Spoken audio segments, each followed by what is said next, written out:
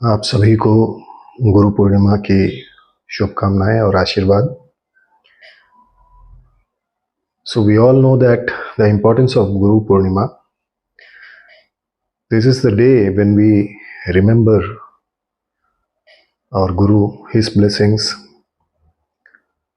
ये वह दिन है जो अपने आप को जो भी पूर्णता की तरफ ले जाना चाहता है वह ले जा सकता है।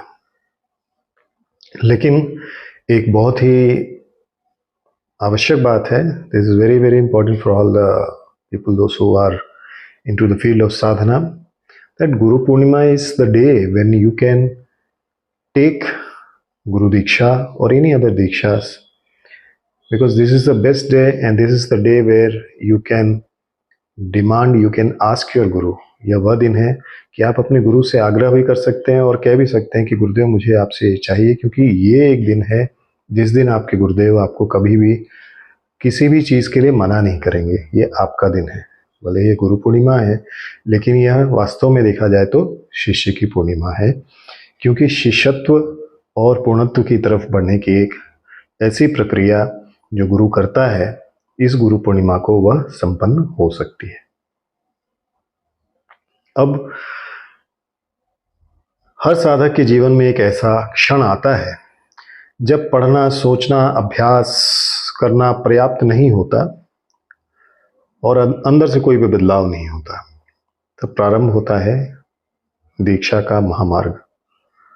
So when there comes a moment in every seeker's life that reading, thinking, practice is not enough, he understands that this is not sufficient for him. They long for transformation. They search for a guide, a living light.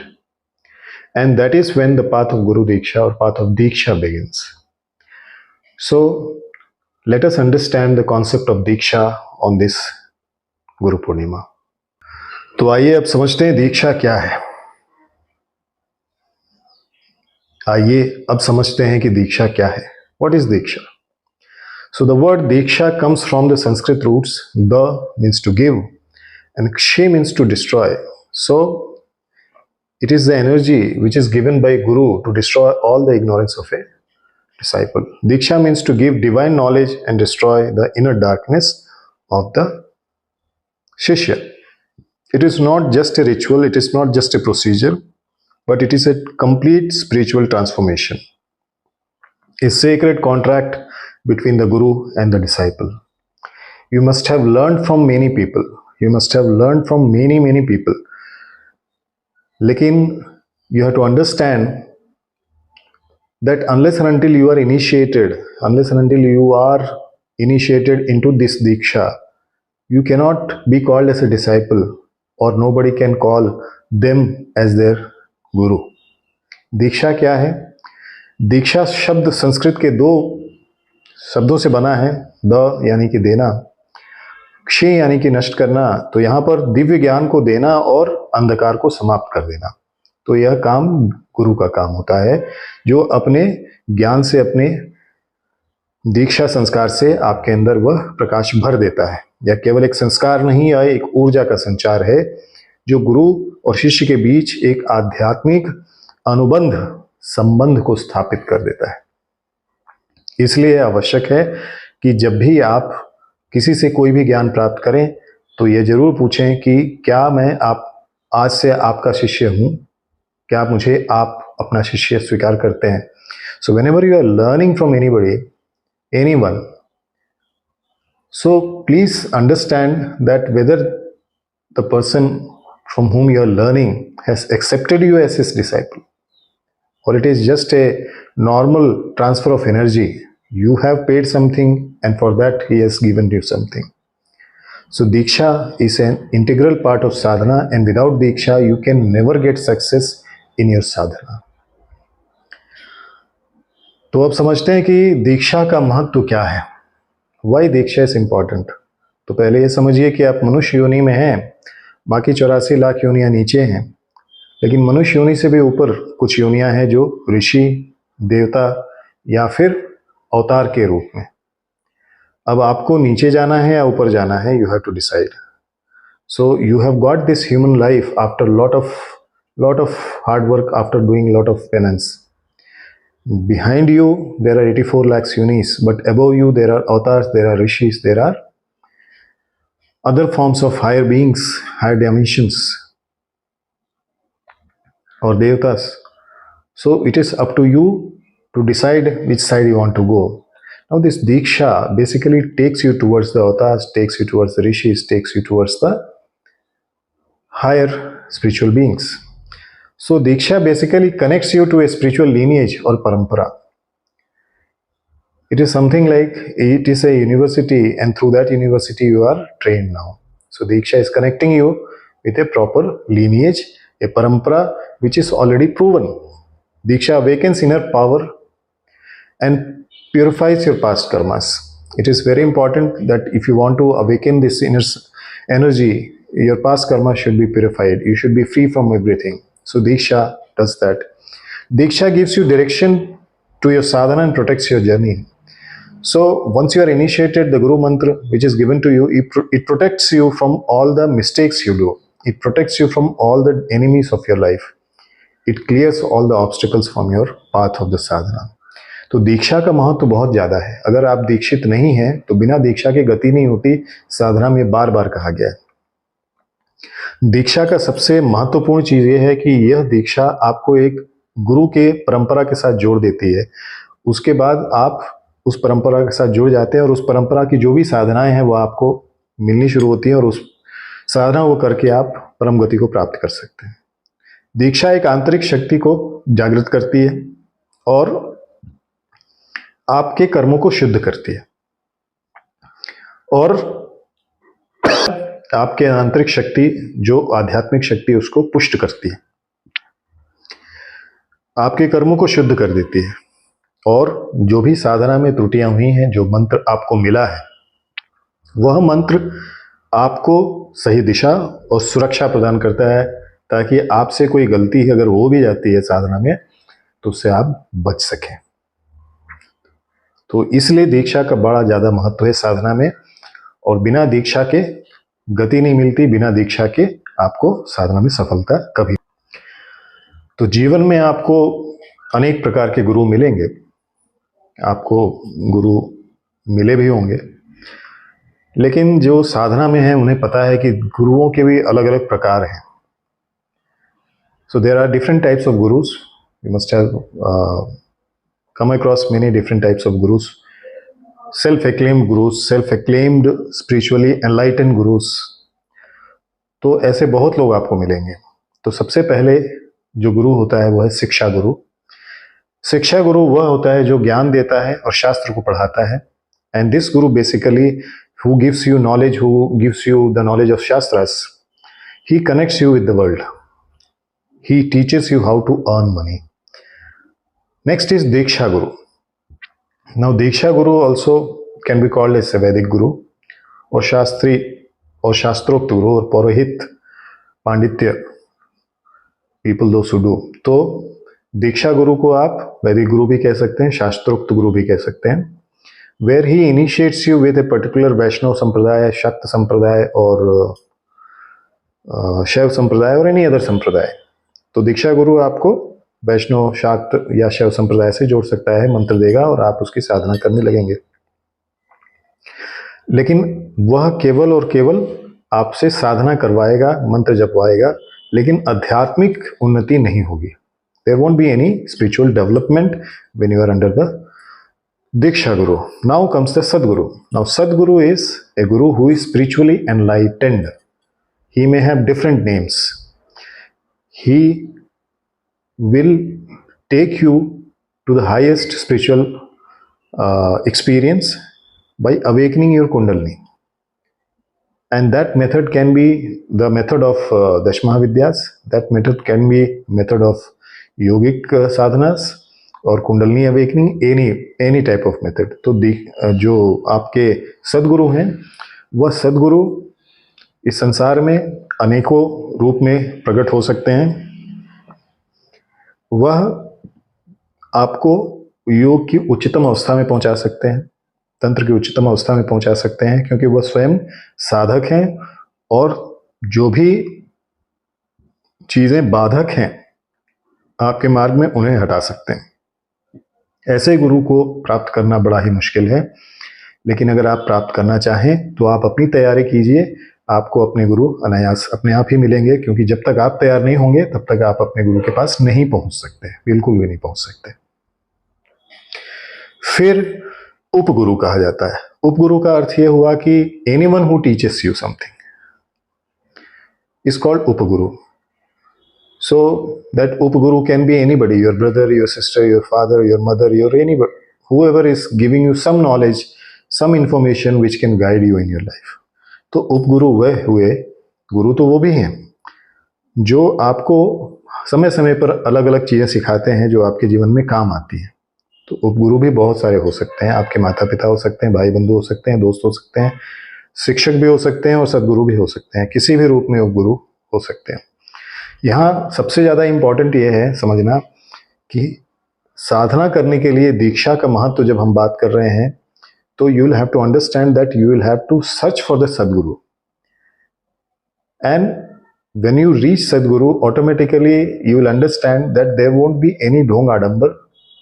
The person may confuse you with multiple things, but you will have to have a patience and keep on requesting to bless you.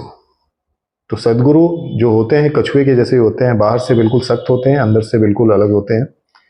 और आपको सदगुरु अगर मिल जाते हैं तो आप उनके चरण पकड़ लीजिए और जीवन में आगे बढ़ने के लिए उनसे प्रेरणा लीजिए, उनसे आशीर्वाद लीजिए, क्योंकि सदगुरु मिलना बड़ा कठिन है इस संसार में। इस समय बहुत ही मुश्किल है कि आपको कहीं पर कोई सदगुरु या योगी गुरु या तांत्रिक गुरु जो शुद्ध हो, सच हो, सत्यता जिसमें हो, वह मिल जाए। अब बात करते हैं दीक्षाओं के अलग अलग प्रकार। तो let us discuss about the different types of dikshas. कौन कौन सी दीक्षाएं होती हैं, उनके अलग अलग प्रकार क्या हैं, लेट अस अंडरस्टैंड। तो सबसे पहले है मंत्र दीक्षा। The most common way of initiating into this field of sadhana is mantra diksha. So through this mantra diksha guru can initiate you towards the field. तो मंत्र दीक्षा initiation is a very very important sacred mantras like Gayatri mantra, Mahamrityunjay mantra, or Shaiva mantra, Shakta mantra, or Vaishnav mantras can be given, and this is again given with lot of purification and other rituals. तो मंत्र दीक्षा। Then Shaktipat Diksha. Shaktipat Diksha is very very auspicious and very very rare, because Shaktipat Diksha is a Diksha where Guru transfers his energy inside you, and that energy becomes a seed for the sadhana inside you, and you have to perform the sadhana to grow it. शक्तिपात दीक्षा एक बहुत ही दिव्य दीक्षा है जो सभी को मिल नहीं पाती, क्योंकि उसके लिए गुरु स्वयं सिद्ध होना चाहिए, स्वयं साधनात्मक उसका जीवन होना चाहिए, और वह अपनी तपस्या का कुछ अंश, तपस्यांश को अपने शिष्य के अंदर स्थापित कर दे, और शिष्य फिर उस तपस्यांश पर को लेकर के आगे बढ़े और सिद्धियों को प्राप्त करे।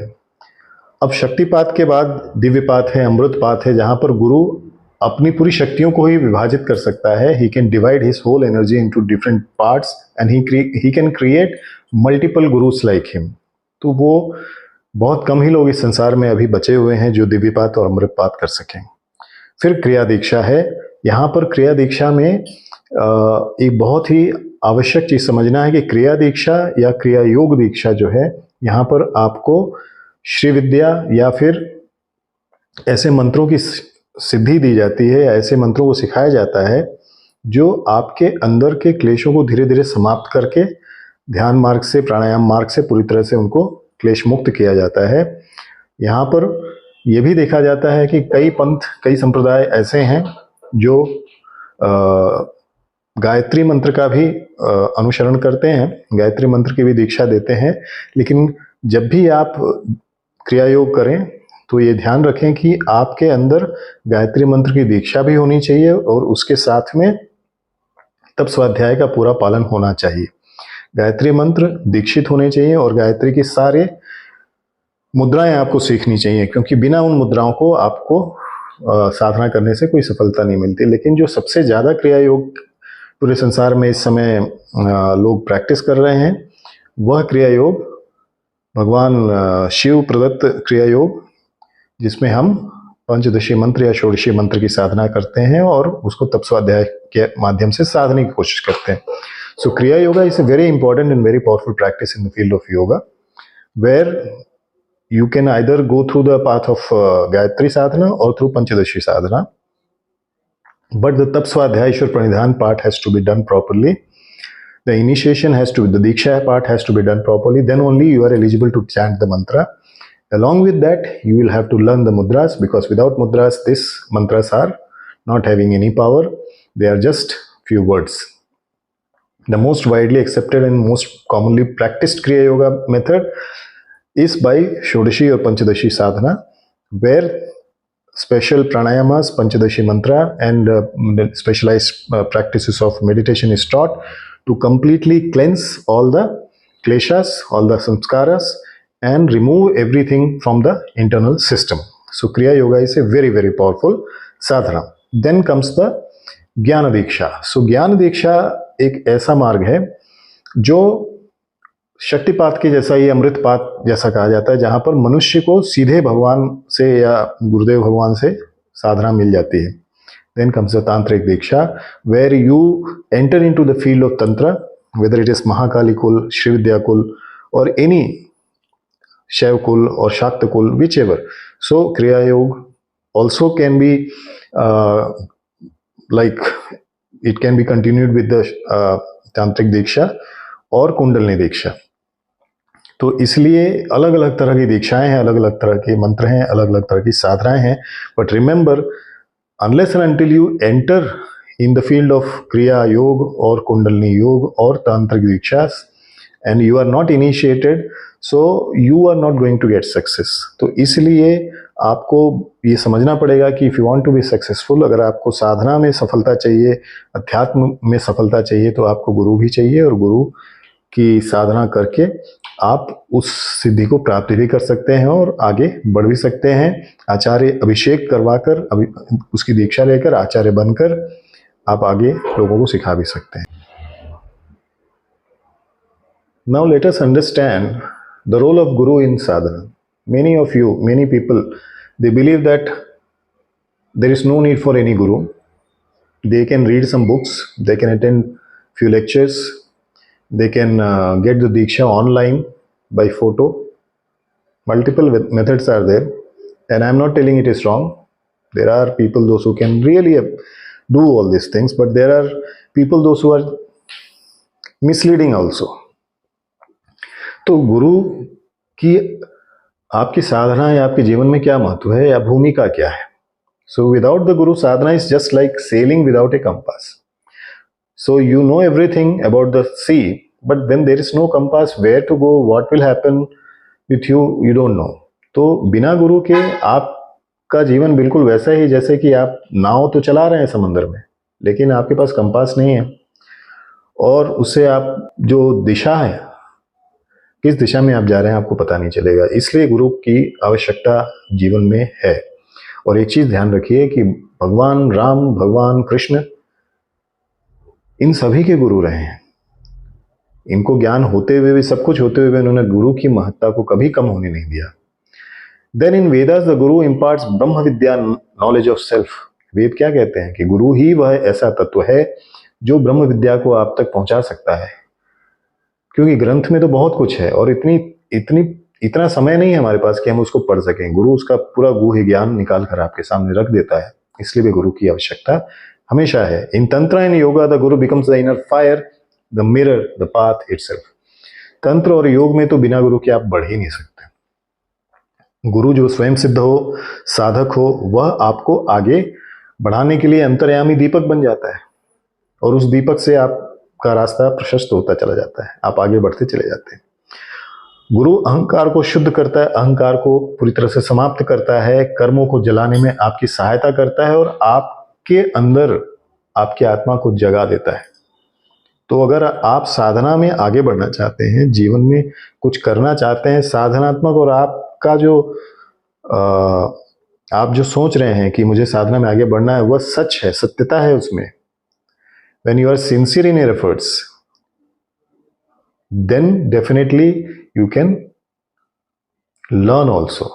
But if you just think, okay, just for the sake of doing something you want to know, then this is not your path. You cannot get anything, because the higher energies or the energy is much higher than your consciousness.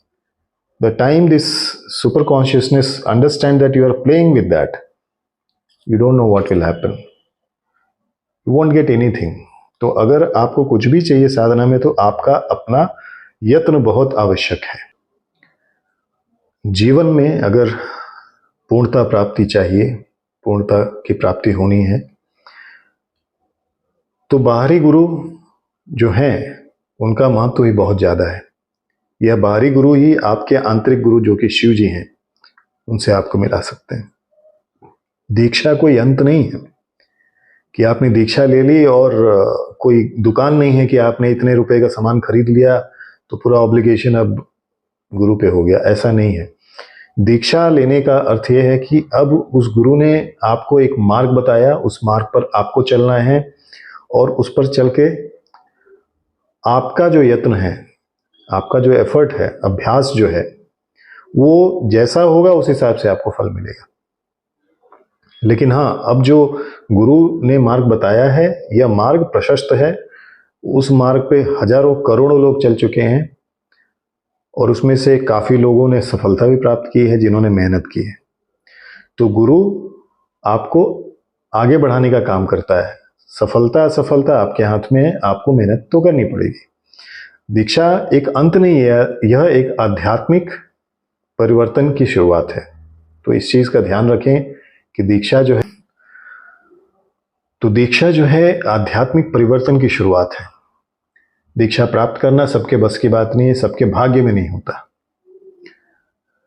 दीक्षा आपको बिल्कुल अंधकार से प्रकाश की ओर ले जाता है, बंधन से मुक्ति की ओर लेकर के जाता है.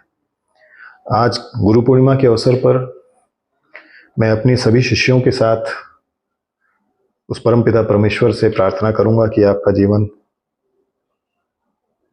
पूरी तरह से पूर्णता से भरा हुआ हो, और आज से लेकर अगले एक हफ्ते तक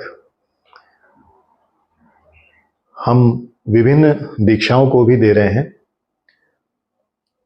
तो जो लोग यहाँ पर आके मुझसे मिलकर दीक्षा लेना चाहते हैं, दीक्षा मिलकर ले सकते हैं, और जो लोग मिल नहीं सकते तो उनको सामान्य दीक्षाएं भी प्राप्त कर सकते हैं, और जब भी आगे मौका मिले तो मिलकर के फिर शक्तिपात या जो भी और दीक्षाएं प्राप्त करनी है वो प्राप्त कर सकते हैं.